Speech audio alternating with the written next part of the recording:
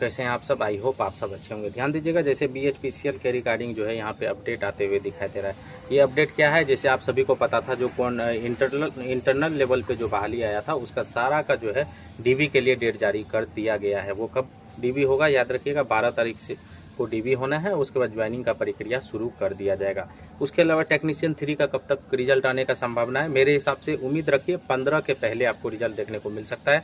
हालांकि रिजल्ट पहले आ जाना चाहिए था, लेकिन रिजल्ट में देरी हो रहा है। किस कारण हो रहा है इसके बारे में नहीं पता। याद रखिएगा, यहाँ पे 2 अपडेट आते हुए दिखाई दे रहा है। यहाँ पे ITI, डिप्लोमा और BTech के स्टूडेंट के लिए अच्छी खबर है। अगर आप बिहार से हैं तो बिहार के लिए अपडेट आते हुए दिखाई दे रहा है। क्या अपडेट है मैं आपको बता दूं। सबसे पहले इस चीज़ को जान लीजिए कि BHPCL का जो भी अफवाह आ रहा है कि इस साल बहाली आएगा, मेरे हिसाब से इस साल कोई बहाली आपको BHPCL का नहीं दिखने वाला है। बहाली आपको अगर दिखेगा भी तो इस साल तो नहीं दिखेगा, 26 में दिखेगा, या फिर 26 में जब भी दिखे तो इस साल तो कम से कम जो है BHPCL का बहाली नहीं दिखेगा।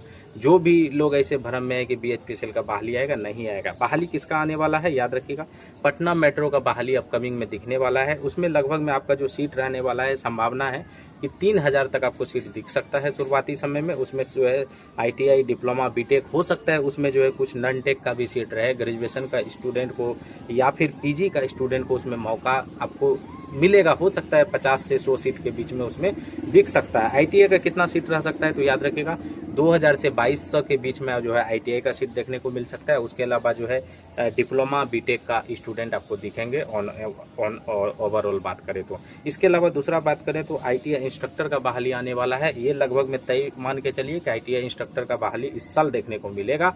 कुछ लोग कह रहे हैं कि सितंबर में आपको बहाली दिखने को मिल सकता है, लेकिन मेरे हिसाब से सितंबर में नहीं दिखेगा, लेकिन इस साल आपको बहाली जरूर देखने को मिल सकता है।